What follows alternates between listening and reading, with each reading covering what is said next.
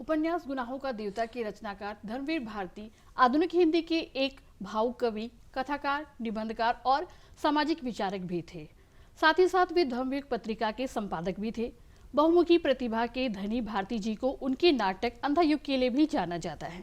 अपनी बातों को कहानियों के माध्यम से लोगों तक पहुंचाने वाले भारती जी के साहित्यिक जीवन पर और अधिक विस्तार से चर्चा के लिए मेरे साथ स्टूडियो में हैं डॉक्टर आशुतोष कुमार मिश्रा जी। ये रांची विश्वविद्यालय में सहायक प्राध्यापक है। आपका हमारे कार्यक्रम में बहुत स्वागत है। साथ में है डॉक्टर अपर्णा, ये जानी मानी लेखिका हैं।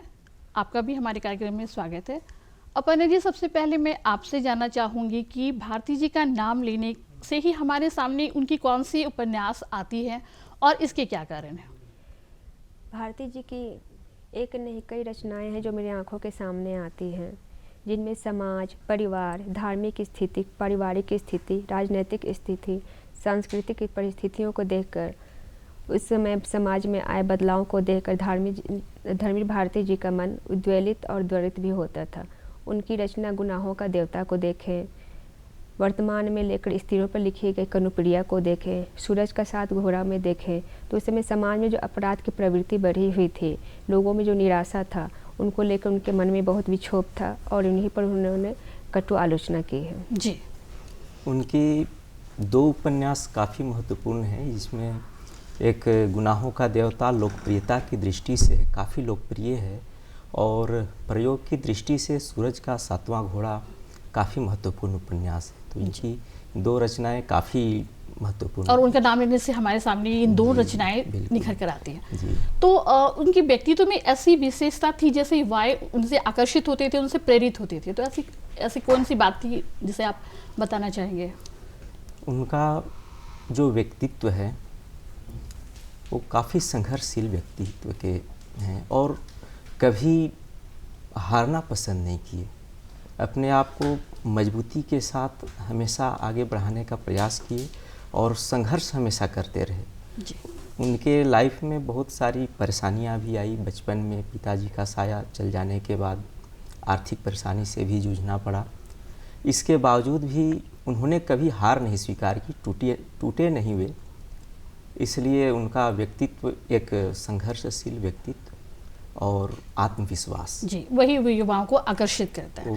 युवाओं को तो जैसे सर अभी आपने आशुतोष जी आपने बताया कि उनके व्यक्तित्व में संघर्ष था, तो ये बात सही है, लेकिन उनकी रचनाओं में अगर बात करें हम तो कहीं भी उन्होंने संघर्ष का उल्लेख नहीं किया। तो ये उनके व्यक्तित्व की कौन सी विशेषता थी? उन्होंने संघर्ष का उल्लेख प्रत्यक्ष रूप से नहीं किया है, फिर भी उनकी कुछ ऐसी रचनाएं हैं जिनमें संघर्ष देखा जा सकता है, बताया जा सकता है उसमें। और लोग उनको पढ़ के मतलब समझ सकते हैं कि इन्होंने अपनी जो व्यक्तिगत जीवन के बातों को उन्होंने नहीं लिखा, बल्कि उन्होंने जो समाज में चल रही थी उन घटनाओं को ही पाठकों के माध्यम से रखने की कोशिश की। समाज को आगे बढ़ाने के लिए उन्होंने अपने अंदर के व्यक्तित्व को, संघर्ष को दबा करके रखा और समाज में उन्हीं बातों को उजागर किया जो समाज में चल रही थी। ये बोला जा सकता है।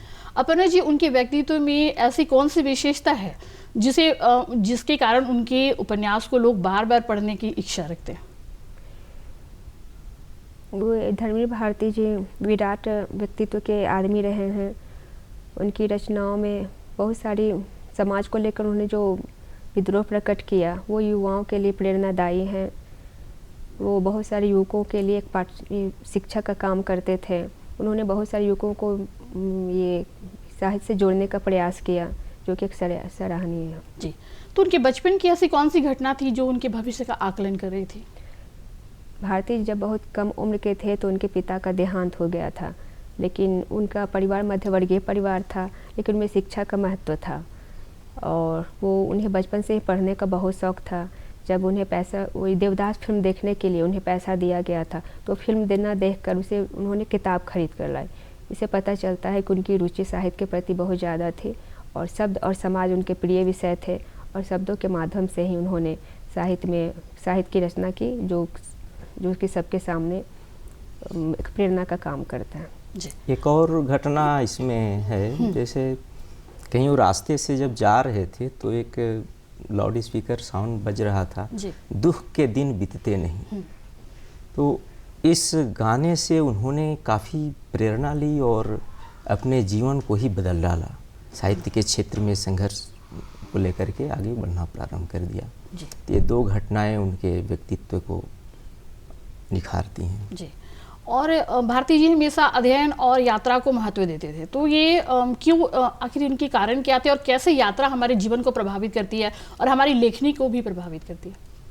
देखिए, कोई भी साहित्यकार है तो यात्रा जब करता है तो वहाँ की परिस्थितियाँ, वहाँ के वातावरण को अच्छी तरह से समझ करके उसको आत्मसात करता है और समाज तक, आम जन तक अपने साहित्य के माध्यम से पहुँचाता है।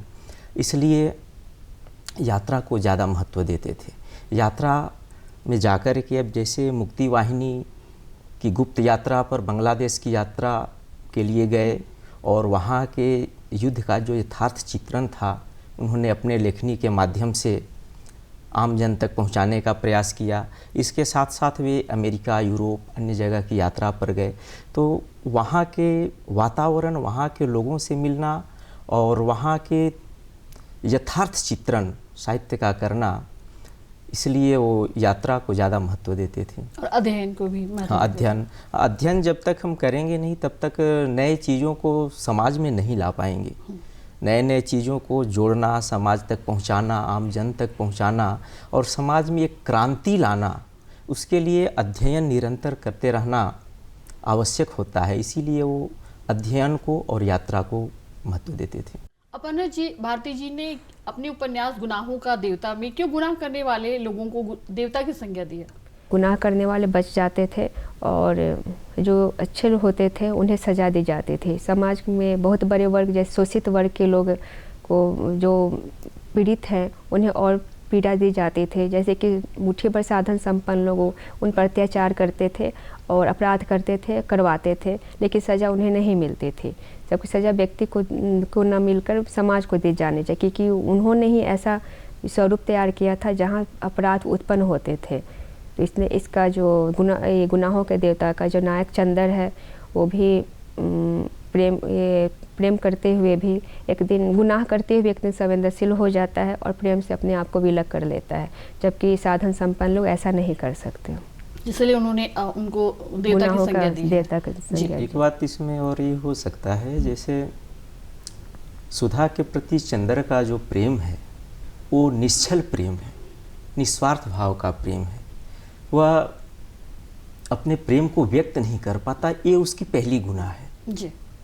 और सुधा की कहीं और शादी हो जाती है, वो भी चंद्र से व्यक्त नहीं कर पाती है कि मैं आपसे प्रेम करती हूँ या आपसे शादी करना चाहती हूँ। और दोनों अंतरात्मा से, हृदय से प्रेम करते हैं। इसके बावजूद भी चंद्र आजीवन ठोकरे तो खाते रहता है, पर सुधा से कह नहीं पाया कि मैं प्रेम करता हूँ, मैं शादी करना चाहता हूँ। एक गुनाह तो ये हुई कि प्रेम करके भी उन्होंने व्यक्त नहीं किया, और दूसरा गुनाह, जब प्रेम की प्रकाष्ठा आगे बढ़ती है तो उससे प्रेम से विमुख हो जाता है, वो पीछे हट जाता है। तो कहीं न कहीं वो सुधा की नज़रों में देवता बने रहना चाहता है, फिर भी ये समाज की नज़रों में एक गुनाह ही है। तो इसीलिए भारती जी ने उनको देवता की गुनाहों की देवता की संज्ञा दी है। वह चाह कर भी कह नहीं पाता। एक कारण ये भी हो सकता है कि सुधा के जो पिताजी हैं चंद्र के ऊपर बहुत सारे एहसान किए हुए हैं और उस एहसान से वो दबा हुआ है। उसी एहसान से दबे होने के कारण अपनी मन की इच्छा को व्यक्त नहीं कर पा रहा है, और सुधा की नज़रों में भी वह एक देवता बने रहना चाहता है, इसलिए भी वो नहीं व्यक्त कर पा रहा है जी। इसीलिए उन्होंने गुनाहों का देवता कहना ज़्यादा उचित समझा है। उनकी रचना कनुप्रिया है, जिसमें राधा और कृष्ण के प्रणय संबंध को उन्होंने बहुत ही एक नए अर्थ देने की कोशिश की है, तो इसके बारे में कुछ बताएं।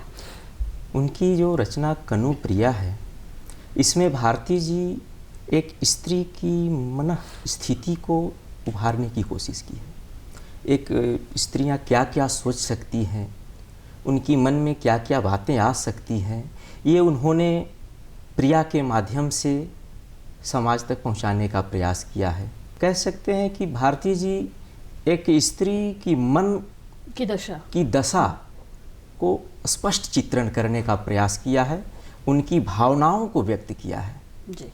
तो इसे चिर विरहा और चिर मिलन का आध्यात्मिक गाथा भी कहा जा सकता है। बिल्कुल बिल्कुल कहा जा सकता है। और ये नारी और नारायण के बीच की जो दूरी है जी। इसको भी उन्होंने बहुत हद तक मिटाने की कोशिश की है जी। अपने रचना के माध्यम से। जी अपर्णा जी, जैसे उनका नाटक है अंधा युग, तो इसमें किन समस्याओं का उल्लेख किया गया है और आज के संदर्भ में इस नाटक ने क्या भूमिका निभाई है? भारती जी ने अंधा युग नाटक के माध्यम से उस समय की जो राजनीतिक परिस्थिति थी उसको लेकर आज की परिस्थिति को में तालमेल बैठाने की कोशिश की कि कैसे एक युद्ध के बाद का जो दुष्परिणाम होता है, युद्ध किसी भी समस्या का समाधान नहीं हो सकता है। युद्ध के बाद झेलते तो सिर्फ जनता लोग ही हैं। ये भूखमरी, बेरोजगारी, आत्महत्या जैसी समस्या उत्पन्न हो जाती है। इसलिए उन्होंने अंधा युग के नाटक के माध्यम से ये दर्शाने की कोशिश की है कि युद्ध जैसे चीज़ों को नहीं होना चाहिए।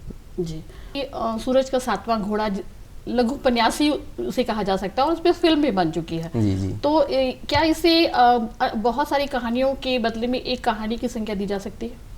कहानी की संज्ञा दी जा सकती है। सूरज का सातवां घोड़ा एक कहानी ही नहीं है बल्कि एक उपदेशपरक रचना भी कही जा सकती है। जैसे हमारे बचपन में पंचतंत्र की कहानियाँ सुनाई जाती थी या और कुछ इस तरह के ज्ञानप्रद कहानियाँ बताई जाती थी, उसी तरह से मणिक लाल जी हैं जो भारती जी के आसपास ही रहते हैं इलाहाबाद में, जो कश्मीर के रहने वाले हैं, अपने भैया भाभी के साथ रहते थे।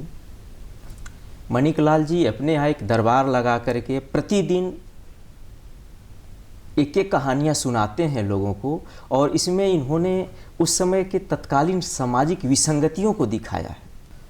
आर्थिक समस्या, आर्थिक स्थिति के कारण 2 बच्चे के पिता से शादी करना, आज के समाज की स्थिति में स्त्रियों की स्थिति क्या है, दशा क्या है, भाई उन्होंने अपने पात्रों के माध्यम से हाँ एक ज्ञानवर्धक बातें समाज तक पहुंचाने का प्रयास किया अपने पात्रों के माध्यम से कि आज भी विसंगतियां हैं जिसे दूर करने की आवश्यकता है। यह सिर्फ एक कहानी ही नहीं है, सिर्फ एक उपन्यास ही नहीं है, एक समाज के लिए दर्पण है। इस उपन्यास के माध्यम से हम समाज में आने वाली और कठिनाइयों को दूर कर सकते हैं। जी अपर्णा जी, भारती जी की भाषा शैली की बात की जाए तो उसकी क्या विशेषताएं थी? भारती जी की भाषा शैली सामान्य जनों की भाषा रही है, लेकिन उसे कलात्मक बनाने के लिए उन्होंने भारतीय परिवेश के अनुरूप ये देशज, विदेशज, अरबी, फारसी, इंग्लिश, मुहावरों आदि का प्रयोग किया है।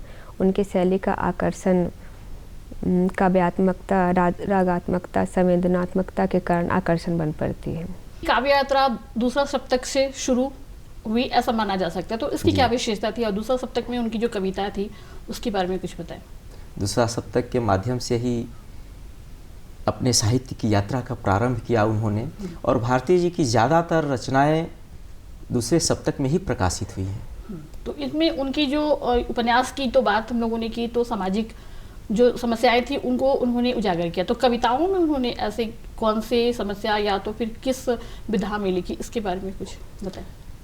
भारती जी प्रेम के भी काव्य लिखे और प्रेम के काव्य के माध्यम से वो समाज में एक नई दिशा दिखाने का प्रयास करते हैं। उनके काव्य विद्यार्थियों के लिए, साहित्यिक जीवन के लिए, समाज के लिए काफ़ी उपयोगी जान पड़ती है, जिसका संकलन दूसरा सप्तक में किया गया है।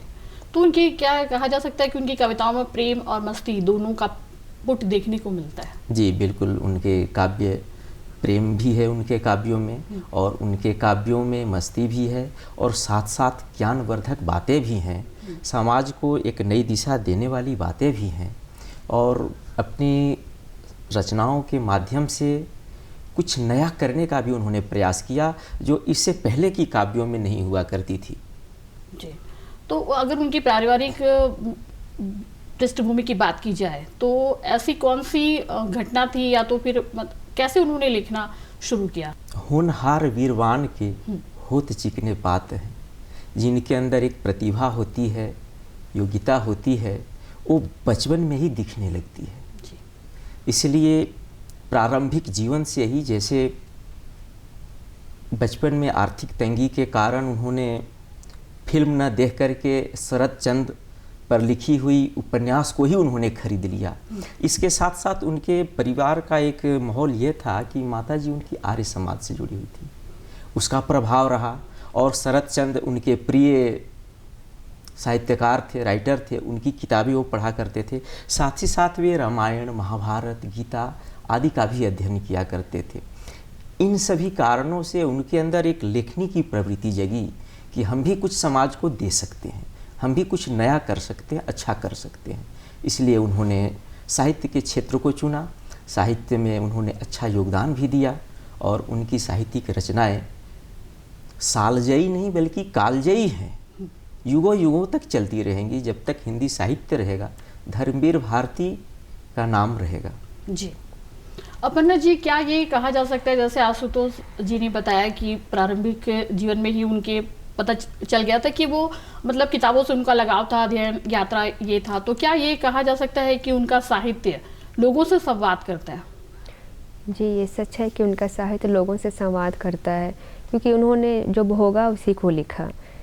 उन्होंने भोगे हुए सच को जागर किया, जिसकी वजह से उनके साहित्य में यथार्थता का पुट देखने को मिलता है। ऐसा लगता है कि जैसे हम अपनी कहानी को ही पढ़ रहे हैं, जिस वजह से भारती जी अपने समय के विद्वान लेखक रहे हैं। भारती जी ने उन्हीं घटनाओं को लिखा है जिसका उन्होंने प्रत्यक्ष दर्शन किया है, समाज के बीच जाकर के अनुभव लिया है। चाहे विदेश की यात्रा करना हो या समाज की और घटनाओं का वर्णन करना हो, तो इस सूरज का सातवां घोड़ा में भी भारती जी ने ये स्वीकार किया है कि मैं मणिकलाल से दोबारा भले नहीं मिल पाऊँ, पर मैं जो भी लिख रहा हूँ उनकी बातों को लिख रहा हूँ। यानी कि सूरज की सातवां घोड़ा उपन्यास में जो बातें लिखी गई है वो काल्पनिक नहीं है, वो यथार्थ है। इसलिए उन्होंने जो भी चित्रण किया है वो यथार्थ की धरातल पर आकर के चित्रित किया है। जो उन्होंने देखा, जो उन्होंने महसूस किया, जो उन्होंने देखा और जो घटनाएं समाज में घट रही थी, जो तत्कालीन परिस्थितियां थी, उसी को उन्होंने लिखा। और इसीलिए तो कहते हैं कि उनकी रचनाएं जो है वो लोगों से संवाद करती है। बिल्कुल। और जैसे धर्मवीर भारती की अगर रचना को अगर हम लोग देखें तो ऐसी कोई उनके तो अनगिनत हैं। जैसे ठेले पे हिमालय है जो कविता है, तो इसके शीर्षक उन्हें मिला था, बहुत ही रोचक घटना है, तो उसके बारे में कुछ बताएं। तो जैसे वो उसकी जो कोई मित्र थे जो कविता उनके लिखने की बात चली थी, तो बर्फ को उन्होंने देखा कि लेके जा रहे हैं, तो उसी के दिमाग से उनकी आ गई थी कि ये ठेले पे हिमालय हो सकता है। फिर तो इसीलिए वो लोगों से उनकी जो संवाद करने का यही कारण है कि जैसे वो चलते फिरते ही जो उनको दिख जाती थी वे उनको महसूस कर लेते थे और उसे अपनी रचनाओं के माध्यम से दिखा देते थे। बिल्कुल। तो एक और बात निकल के आती है कि धर्मवीर भारती के व्यक्तित्व में क्या कहा जा सकता है कि वे पूर्णता की खोज कर रहे थे? हाँ, बिल्कुल पूर्णता की खोज कर रहे थे। देखिए, हमेशा आगे बढ़ते रहना ये हमारी सजीवता का पहचान है, और जड़ता, एक ही जगह पर बैठे रहना या हम जिस मंजिल पर पहुंच गए उसी को अंतिम लक्ष्य मान लेना, ये जड़ता है। तो भारती जी भी में भी ये प्रवृत्ति थी कि वे कभी अपने आप को पूर्ण नहीं माने और पूर्णता की खोज में निरंतर आगे बढ़ते रहे। हमेशा उनकी सोच रहती थी कि हमें कुछ और करना है, नया करना है, समाज के लिए नया देना है, इसलिए वो पूर्णता की खोज में हमेशा लगे रहते थे। तो जैसे पूर्णता की खोज में जैसे बात चल रही है, तो हमेशा उनके मन में एक सवाल होता था कि मैं कौन हूँ, मेरा उद्देश्य क्या है और मुझे क्या करना है। तो इन सारी चीज़ों को लेके वे अपने व्यक्तित्व में एक अलग तरह से निखार लाए। तो ये पाठक इनसे कैसे मतलब जुड़ सकते हैं या फिर कैसे इनको प्रेरित करती है उनके ये जीवन में पूर्णता की खोज? उनका व्यक्तित्व का अध्ययन करने से हमें पता चलता है कि वो मैं कौन हूँ, मैं क्या हूँ, क्या आगे करना चाहिए, ये बातें हम देख सकते हैं। और पाठक के लिए एक प्रेरणा स्रोत है वो, उनकी रचनाओं का अध्ययन करने से, पढ़ने से पाठक में एक नई ऊर्जा का संचार होता है और ऊर्जा पाकर के पाठक जो है निरंतर आगे बढ़ने की प्रेरणा लेते हैं। जी, तो अभी जैसे आपने बोला कि ऊर्जा का संचार होता है, तो भारती जी के व्यक्तित्व में तो बहुत सारी बातें निकल कर आई, तो ऐसी और कौन सी बातें हैं कि जो उनको पढ़ के लगता है कि नहीं, ये इनसे हमें सीखने की ज़रूरत है या उनकी रचनाओं में देखने को मिलती है? उनकी एक कविता कल्पने उदासिनी, गीत खो गए कहाँ, छंद सो गए कहाँ, कहाँ गए संगीत स्वर, कल्पने उदासिनी। उनकी ये जो कविता है वो ये बताने का प्रयास कर रहे हैं कि आज की हमारी जो कल्पना है वो उदासीन हो चुकी है, यानी कि हम वही करते हैं जो समाज हमसे करवाना चाहती है या कहलवाना चाहती है, हम वही बातें कहते हैं, पर ऐसा नहीं होनी चाहिए। हमें ऐसी कल्पना करनी चाहिए जिससे हमारा व्यक्तित्व निकल कर सामने आए। हर व्यक्ति में एक नयापन होता है, वह किसी के जैसे नहीं होता, तो उसका व्यक्तित्व खुद वैसा ही होना चाहिए, वो अपने जैसा बने, किसी के जैसे न बने। ठीक है, तो हमारी जो कल्पना होती है समाज के लिए, साहित्य के लिए, तो अब मतलब एक ऐसी कल्पना होनी चाहिए जिससे लोग प्रेरित हो सके। हम वो बातें न कहें जो जनता हमसे कहलवाना चाहती है।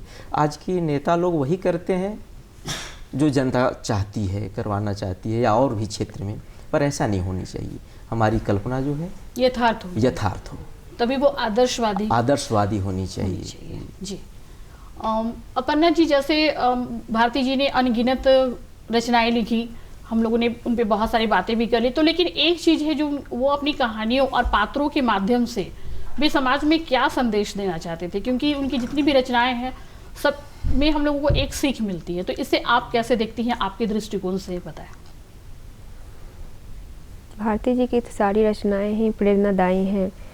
उन्होंने अपने लेखनी के माध्यम से लोगों तक यह संदेश देना चाहता है कि जैसे कि उन्होंने कभी लिख पर चलना सीखा नहीं और लोगों तक ये संदेश देना चाहा कि मतलब जैसे अंधा युग का है, अंधे मत बने रहो, अपनी आंखें खोल कर रखो, जो कह रहे हैं उनकी बातें मत मानो, अपनी बुद्धि का प्रयोग करो, आदि बहुत सारी चीज़ें हैं जो अपने लेखन के माध्यम से लोगों तक पहुंचाने की कोशिश की। उन्होंने जो दर्द भोगा, जो उन्होंने समाज में जो विसंगतियां को देखा, जो भी दुर्बलताएं थी, जो बेरोजगारी, अशिक्षा जो व्याप्त थी, इन्हें कैसे दूर किया जा सकता है, लोगों में चेतना का विस्फोट करना ही उनका उद्देश्य था। वो चाहते थे कि लोग जागरूक हों और बातों को समझें और नए समाज निर्माण की ओर आगे बढ़ें।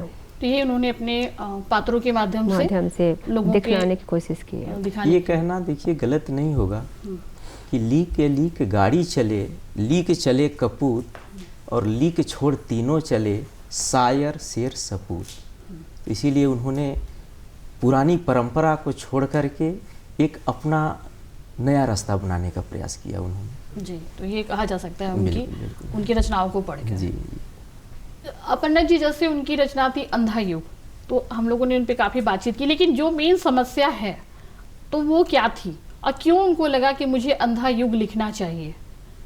क्योंकि अंधा युग, तो ये अंधा युग, क्योंकि ये युग अभी भी ख़त्म नहीं हुआ है, आज भी अंधे युग का ही दौर है। भारती जी इस चीज़ को समझ चुके थे कि ये दौर हमेशा रहेगा ही, इसलिए उन्होंने अपने महाभारत का ये पात्रों के द्वारा है, तो महाभारत के मुख्य पात्र वही धृतराष्ट्र हुए, विद्वान जो विदुर थे वो हुए, तो उनके माध्यम से लोगों में यही प्रसारित करना चाहा कि देखो, अगर मुखिया या राजा अंधा हो तो प्रजा की क्या दुर्गति हो सकती है। और ये स्थिति आज भी समाज में बनी हुई है। लोग आज भी अंधे हैं, अंधभक्त की तरह, जो कहा जाता है वही उन्हीं को सुनते हैं, उन्हें उतना ध्यान ही नहीं रहता कि मेरे लिए क्या सही और क्या गलत है।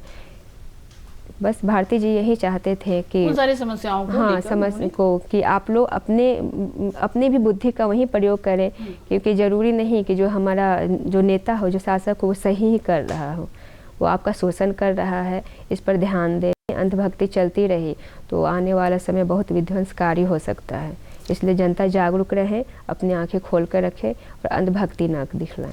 ये उन्होंने दिखाने की कोशिश है। ये भी हो सकती है कि जैसे वो अपनी रचना के माध्यम से जन जन तक ये संदेश पहुंचाना चाहते हैं कि हमें आंखें बंद करके किसी पर भरोसा नहीं कर लेना है।